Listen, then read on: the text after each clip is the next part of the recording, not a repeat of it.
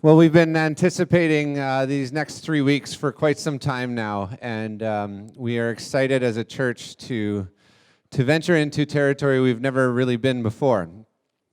Just as a church, dealing with the issue of addictions and talking around those dynamics and continuing to commit ourselves as a church to being a safe place for people to come and find freedom and wholeness. We're thrilled to be inviting to the stage Tim Fletcher today, who has been leading the way in this in our neighborhood and in Winnipeg in many ways. Tim has been a pastor in Winnipeg, and he transitioned to becoming a counselor at Tamarack Recovery Center, where he was an addictions counselor for many years. But out of that experience, God kind of birthed something in him. And as he responded to that, he launched and founded Finding Freedom. Many of you have heard that we've begun partnering with Finding Freedom over the last 6 months. But for 11 years, Tim has built this organization and this program to become something that's incredibly impactful and meaningful and helpful to this area and to our city and to our neighborhood. And so we want to give a warm welcome. Tim's not only a partner, but has become a close friend to us. And so would you welcome Tim to the stage all over at our sites? Yeah.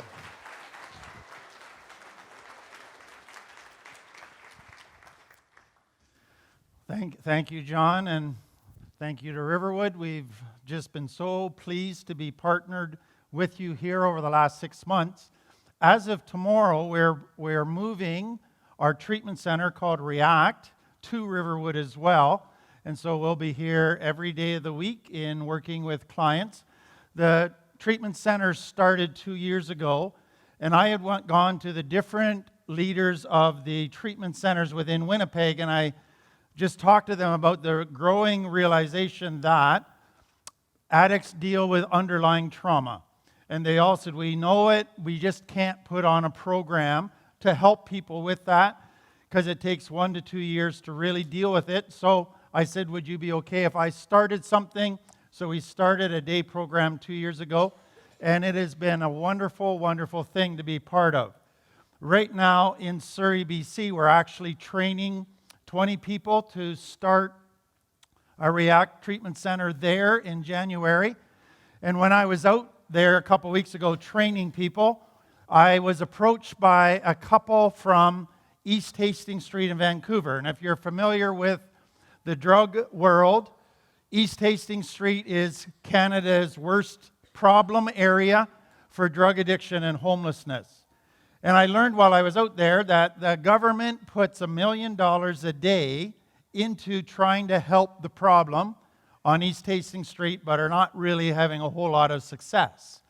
And this couple approached me and they said, we have purchased a building right on East Hastings Street. It's in wonderful shape. We would like to give you the free use of it if you'll come out and start a React Center on East Hastings Street. So in 2 weeks, I'll be back out there and meeting with the people to see if we can make that happen sometime in 2019. So there's a lot of stuff that you're going to hear about now that we're part of Riverwood, and we're just keeping you in the loop as to what God is doing. I was so grateful to be asked to do this series. When I got into addiction treatment 15 years ago, one of the things I quickly realized was that there are a lot of addicts in our culture. In fact, the statistics right now say that over 10% of a population group will be people who are struggling with addiction. So if you look at Winnipeg, that means that in Winnipeg, there's probably about 100,000 people struggling with addiction. That's a lot of people. And that number is increasing. And what I have found is that there's not many families anymore in our culture or in churches who have not been touched by addiction. It is so prevalent out there. And I think for many, we're not equipped to help people adequately. Second thing that I realized as I got into addiction treatment world 15 years ago is that I'd really come into that world at a very opportune time. Because right at that point in time, there's a whole lot of research that was starting to happen, both in the brain and the underlying issues of addiction. Dr. Gabor Mate, who was a medical doctor on East Hastings Street in Vancouver, he said, and he wrote a book about it, and he said all the addicts he dealt with come from complex trauma or childhood trauma. And they grew up not feeling safe, is what it basically means. And so research began to happen, and what came out of all of that is, yes, 97% of addicts come from childhood trauma, some form of trauma, and I'm going to talk about that next week. And so that led to this understanding that there's a common issue that we need to address if we are going to help addicts. And that's what most treatment centers have not done. They're all beginning to realize the importance of it, and so REACT was started in order to begin dealing with that issue with people who struggle in addiction. Then the third thing I realized when I entered into this world of addiction treatment was that our government and churches haven't done a very good job in dealing with it. Government has poured billions of dollars into it, and most treatment centers only can say they have a success rate of 5 to 10%. And that's not a very good success rate for dealing with a problem. Sadly, in many churches, they've done a bad job as well. And I think part of the reason for that is that there's been a definition that has been given to addiction that is not accurate. And the definition basically has been, in the past, addicts have poor willpower. If they only would pull up their socks and get more discipline, they could lick this problem. And so what happened with that kind of definition is everybody then judged addicts, looked down on addicts as being people of poor willpower. And I hope to show you this morning that that is no longer an accepted definition because science has shown us otherwise. Sometimes within the church, many Christians said, addiction is a part of people rebelling against God. And therefore, it is a spiritual problem and it is sin. Therefore, what is needed is just people get right with God and then they'll be fixed. And that has done tons of damage. And I have counseled hundreds and hundreds of people who have been damaged by that message. So what I want to do is something that is a little different from a normal church service.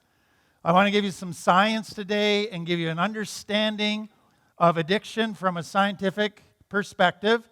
And then next week and the week after, I want to show you from the Bible what it shows us about dealing with the underlying issues.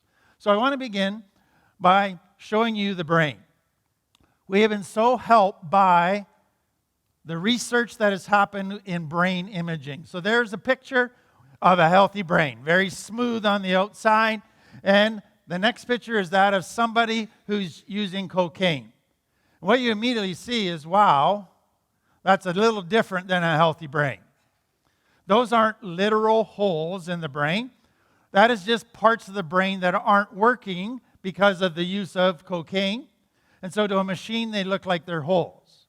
The next one is crystal meth and how it affects the brain. That picture was taken about 10 years ago. What we have seen in the last 5 years, especially in Winnipeg, crystal meth has become the main problem drug. And it is not much more toxic than it was 10 years ago. And the damage that we're seeing often is permanent and it is long-lasting. But you can see that crystal meth does a lot of damage. The next one is of great interest right now, and that's cannabis or marijuana, pot, weed, whatever you call it. And there you can see evidence that it's not the safe drug that people are saying it is. It does a lot of damage to the brain. Next one is the party drug, the ecstasy. Those pictures were shown to a neurologist, and he said that's the kind of damage that happens in the brain with somebody that's had a stroke. And then the final one is alcohol, and these are pictures of somebody who's just a weekend warrior, or they just get blasted on the weekend, and they've been doing that for a year, and that's what's happening. Now, before you could look in the brain, we really didn't know what effect that drugs were having on the brain. But what you can begin to realize is, wow, there's a lot of damage happening up there. Now, that's only one part of the brain stuff and the research, what the research is showing. The next part is all around brain chemicals that are affected by drugs. So drugs and alcohol affect a variety of different chemicals in your brain, but there's one chemical they all affect, and that's the chemical dopamine. And if you're familiar with that, that's the chemical that is released and gives you a feeling of pleasure. So if you eat something you really enjoy, the brain releases dopamine. You go, wow, that was good. I'd like to have that again. So all drugs and alcohol release dopamine in the brain, and that's what causes the pleasure or the high or the rush. I want to give you a graph to just help you appreciate what happens in the brain with the use of drugs and their dopamine limits. So let's say your baseline dopamine right now sitting there is 0. That's your normal. Then if you were to go home and have your favorite meal, steak, lobster, whatever, your brain would release dopamine. We can actually measure that in the brain. And so we'd measure it and say, okay, we'll call that 1. Baseline 0, 1 when you eat your favorite food. Then if you were to go and do your favorite activity, which for most people has a sexual component, what you would find is it would only go to 2. Twice as much dopamine is released as when you eat steak. And so therefore, our graph from sitting there doing nothing to your most favorite natural activity in the world goes from 0 to 2. Okay? Now a person smokes crack or meth. They release the most dopamine, and that's why they're the most addictive of all the drugs, and they give the greatest high, the greatest rush. But the amount of dopamine that goes into the brain when a person smokes crack is 10 to 12. Now, you got a problem there, the brain does. It's like you have a car that is made to run between 0 and 2,000 RPM. We're made to have a brain that goes between 0 and 2 dopamine. But you give your kid the car to use, and he wants to run the engine at 10 to 12,000 RPM. Something's going to burn up, explode, die. So when you put in all that dopamine into the brain, that is way more than it was designed to have, the brain starts to panic. And it says, we got a problem here. If this continues, we're going to burn up. So the brain goes into survival mode to try and protect you and the brain from damage. So the first thing that it does is it starts shutting down dopamine factories. It says, SOS, shut down dopamine. We got way too much dopamine happening here. So what happens the next time an addict smokes crack? They don't get quite the same high because there's not as much dopamine. Now, that's not a problem for an addict. They just smoke more. That's all that. So what the brain discovers is the solution of shutting down factories doesn't solve the problem because they just smoke more synthetic dopamine. So the brain has to go to plan 2, which is a very severe plan. And when you understand this, then you understand what addiction is. The brain says, I will therefore change chemically. So think of it this way.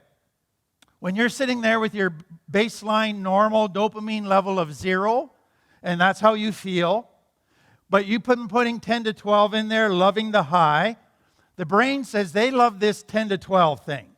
So I'm going to change my soup recipe so that 10 to 12 now will feel like the 0 used to feel. So that now when they smoke crack, they won't get high at all. They'll just feel normal. And that's what begins to happen. So the brain changes its soup recipe of all the chemicals, creates a new one so that what used to be 10 to 12 now feels normal. Now that's a problem. Because what the brain now is saying is, I am dependent on you putting in lots of dopamine. I need you now to give me that quantity of dopamine if I'm going to feel normal. So let's just put it this way. Let's imagine A person's been smoking crack, they don't get high anymore, it's causing problems, so they say, I quit. So now, you're not putting any synthetic dopamine in, and all the dopamine factories are shut down. And your brain is going into panic mode in a new way, saying, whoa, I need dopamine. And I got to get it somehow. So just think of it this way. Our brain monitors the amount of water in our body. It knows what we need as far as water to be healthy. And if our water dips below what it should be, we get the sensation of thirst. Now, if you went a day without water, 2 days without water, your brain would go into panic mode saying, I need water or I'm going to die. And it would become obsessed with getting water. And it would go, I'm prepared to lie, cheat, steal, but I have to have water. That's what happens when a person quits once the brain is changed chemically. The brain is saying, hey, I got to have that much dopamine. I'm going to die if I don't get it because I need that to be normal. So you get this obsession that is willing to lie, cheat, steal in order to get more of the drug. So that's what's beginning to go on in the brain. Now let me take that a little bit further, that the person's quit. So you quit, and then, like I said, no synthetic dopamine. All the dopamine factories are shut down. Now it takes 3 to 6 months for the dopamine factories to get up and running again. What that means is for the first 3 months of recovery, you don't have any dopamine in the brain. So you play with your kids, you don't get any pleasure. We call it anhedonia. You do what you used to do to enjoy and have a lot of pleasure. It doesn't do a thing for you. Everything feels blah. Now, an addict doesn't usually know that if they just hang in there past 3 months, they'll start to feel pleasure normally again. What they realize is, I haven't had any pleasure for 3 months. And it feels like I'm going to go the rest of my life without any pleasure. I can't live like that. That is a terrible way to live. I've tried what used to give me pleasure, nothing does. And so about 3 months, about 90% of addicts relapse because they say, I got to have some pleasure and the drug's the only thing I know that will give it. That's how powerful that brain change thing is. Now let me take it one step further. If a person quits, they get through those first 3 months, they start to feel pleasure normally again, and it takes the brain 1 to 2 years to get everything reset back to the old soup recipe for feeling normal, for healing the damage. About 95 to 98% of the damage caused by the drugs can be repaired, which is really amazing. And they go on for a few years, let's say 3 years, 5 years of clean time. And then one day they decide to pick up the drug. And they smoke crack after 5 years, and a huge 10 to 12 dopamine rushes into the brain. Do you want to know what goes on in the brain? The brain goes, oh yeah, I still got that recipe that I created for that much dopamine. And in one day, it switches its chemistry back to that old recipe. And so what the addict finds is that they don't really get much of a high. And within a day, it's like they never quit. They just pick up where they left off. They can't go back to what it was like when they first started using drugs in the beginning. So the brain changes chemically, and then it becomes dependent on that chemical. That's addiction, and that's what makes it such a challenging thing. It's a biological event in the brain. And one of the things that we have developed in order to say, okay, what then are the criteria that we would use to measure whether a person is truly an addict? So we come up with 7 different criteria that measure whether a person's an addict. So number 1 is loss of control. So that person who's been clean 3 years, 5 years, they might be in their brain going, I could just have one. I think I can control it. I'm going to just take one hoot off my crack pipe or have one beer and I'll stop. As soon as that gets the chemicals into your brain, the brain goes, yippee, we're back to our old recipe, and you can't stop because the brain says, give me more, I need it now. And so the loss of the ability to control the drinking, the using, is one characteristic. With that is an obsession.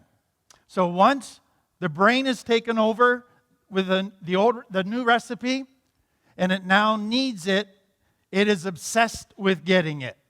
So finding the drug becomes the center of your universe. Recovering from it, lying about it, getting past consequences, all of those things, now drugs are all you think about.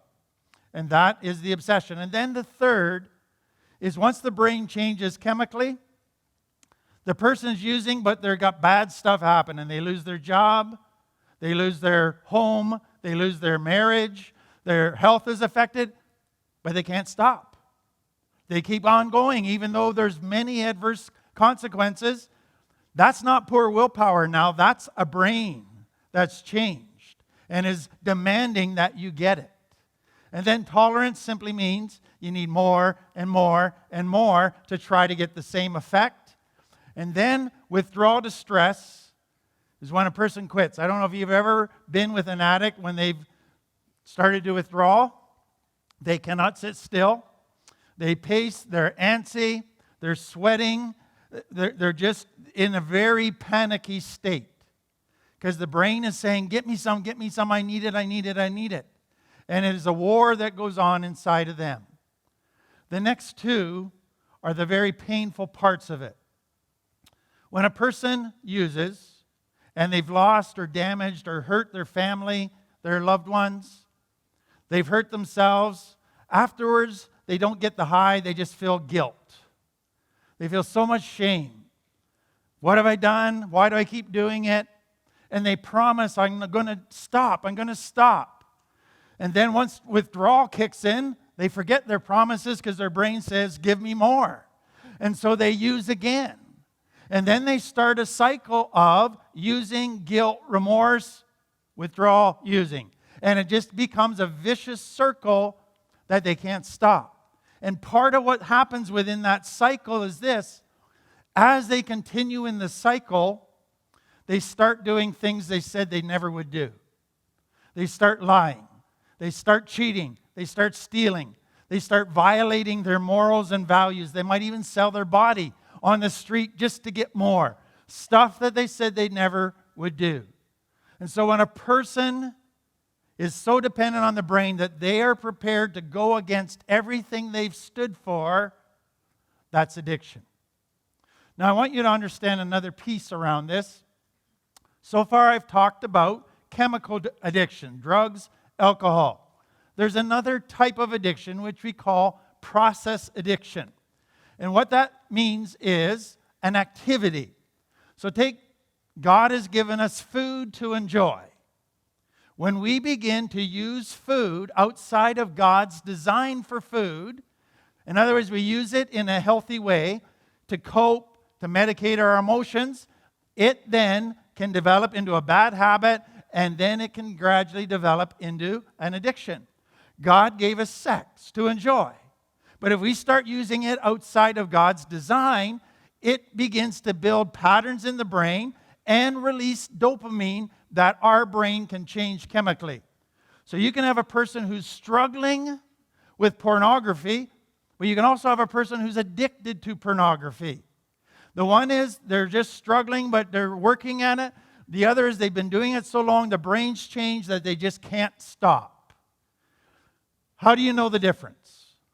We use those 7 characteristics.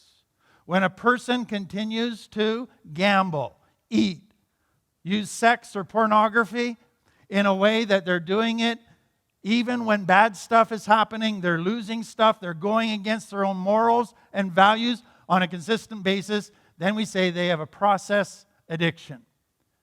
So, question. Why is it that 97% of addicts come from this thing called complex trauma? So complex trauma, I'll talk about next week, simply is this. Is a child who for some reason lives with some fear. They could come from a very abusive home and you would understand that they live in fear. But they could come from a fairly good home. But there could be 1 or 2 events in that home where they felt neglected, they felt judged harshly, where now they are in fear. And when the brain is in fear, the amygdala, that's the part of the brain, it begins to go to survival mode, which is fight or flight. So the child is saying, I don't have the tools to cope with this problem that are healthy tools. My only tools are to fight or flight. And if I'm too little to do either, freeze, shut everything down, and try not to feel. So a person who's begun to do that will usually use food, use sex, use other ways of coping that aren't healthy for them. But then when they find drugs and alcohol, they go, wow, I just found the solution to my problems. I just found something that takes me out of my pain, takes me out of having to be on guard all the time, takes me out of feeling danger all the time. I have just found something that finally gives pleasure and makes life better. And then 5 years later, they go, what I thought was my friend has become my enemy. What I thought was the solution to my problems now has become a huge problem. But what I want you to understand is people that end up in addiction usually, not all cases, but usually come out of a place where there's complex trauma. And that drugs became, in their mind, the solution to their problems. So we got a biological thing that happens in the brain. Complex trauma, we have a psychological, social element that is part of the problem. And then there's a third element, and that is what we call co-occurring or a mental health piece. It is fascinating to me that 90% of people with complex trauma or 90% of addicts have mental health issues. The most common of those are depression and anxiety. So when you live in fear for so long, you just have a lot of anxiety about stuff. When you live in a situation where you felt neglected or abused or abandoned, that's a depressing life. And so there's a depression that develops. Some kids that come out of trauma develop ADHD. Not all kids, but some. Dr. Gabor-Mate, part of his research was looking into, is there a connection between ADHD and complex trauma? And what he saw is for some kids, they can't focus at school because they're worried about what's going to be happening at home tonight. And they're distracted by that because they are trying to solve the problem of finding safety at home. And so mental health issues becomes part of what people dealing with addiction also have to deal with.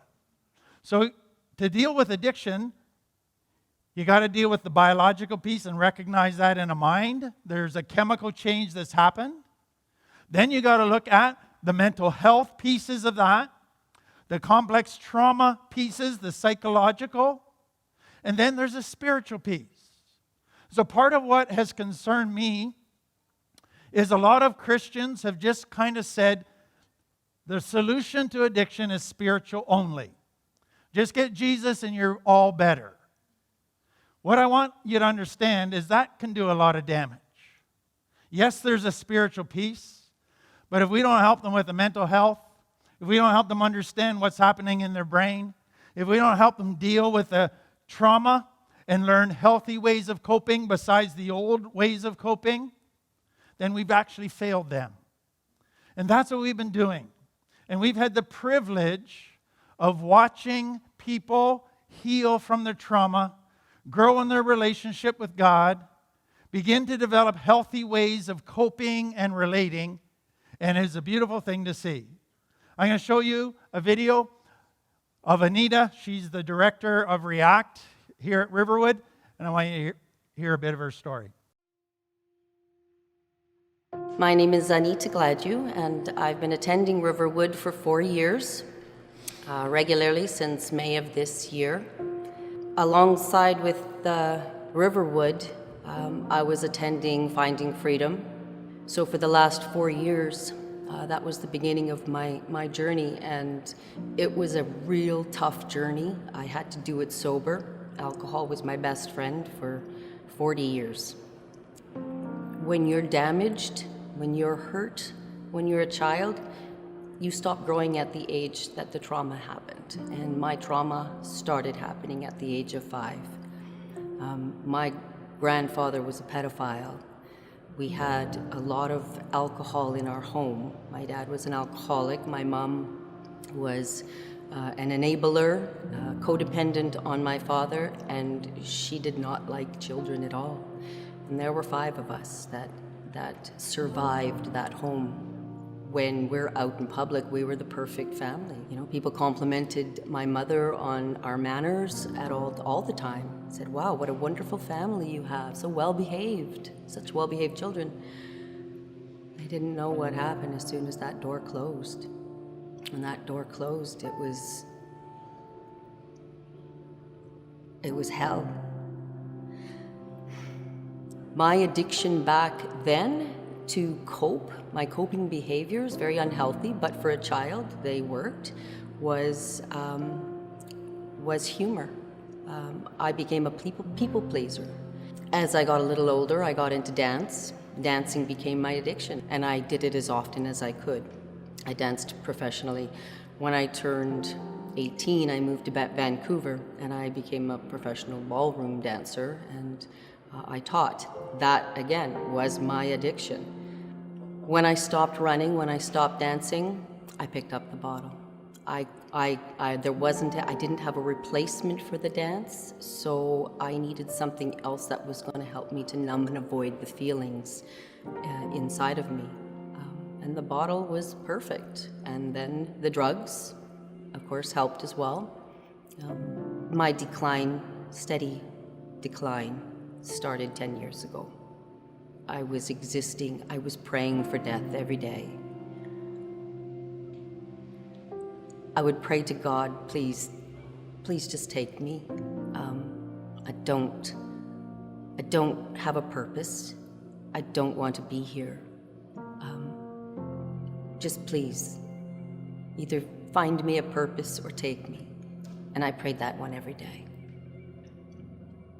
Until one day I said, I can't wait for you, Lord, I have to go.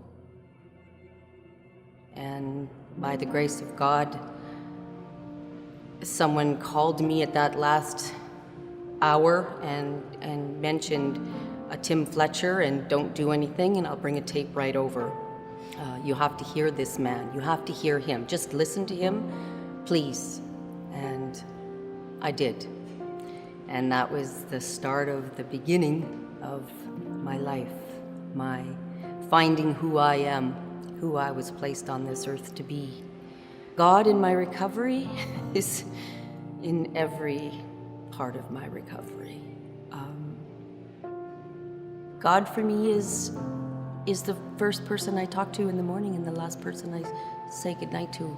And I talk to him constantly during the day. He isn't somebody that I go to a church and talk to. He's somebody that helps me walk each and every minute of my day. Because some days I do need him really close, but I always know he's there. Some days I don't need him that close, but I always know he's there.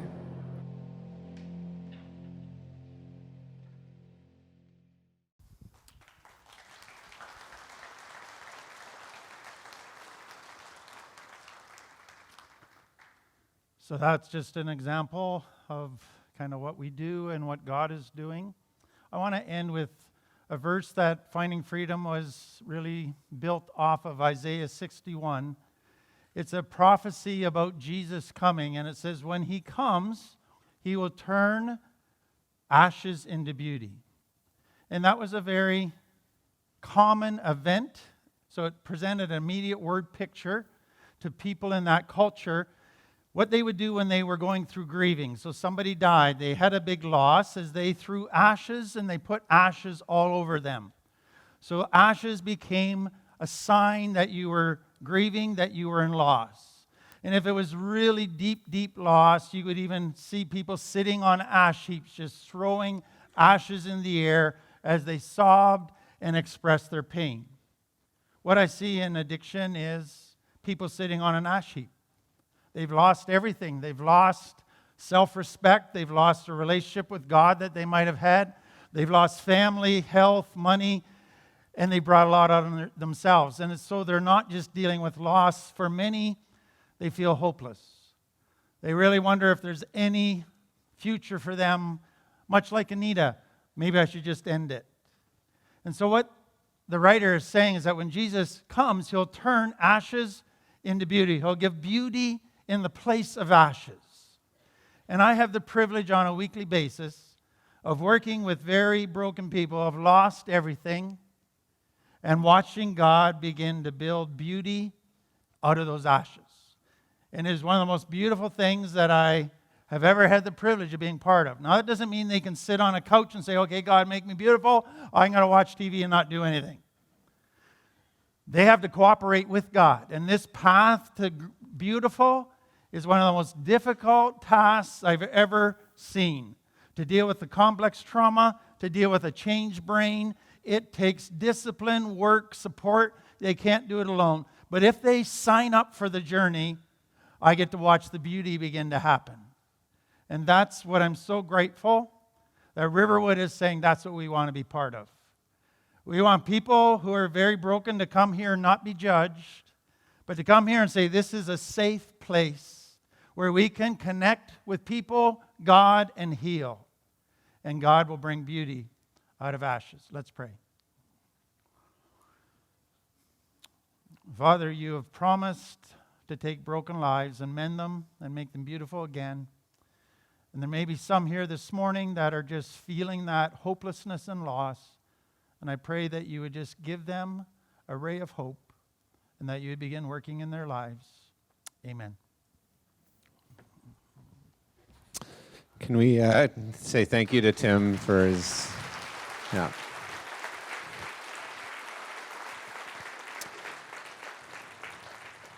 And once again, we want to say that as a church, we are thrilled to be taking some time to explore this, to make room for it, and to make a statement, to say we want our doors to be open to those that maybe have even been hurt in the past by walking into them, and say, come and experience freedom and wholeness. We will continue to do that over the next couple of weeks. If you've got people that you think would you'd want to invite, we'd love for that to happen over the next couple of weeks to engage with us as we journey through this. I want to take a moment to hand off to the hosts over at the warehouse, and you guys have an awesome morning.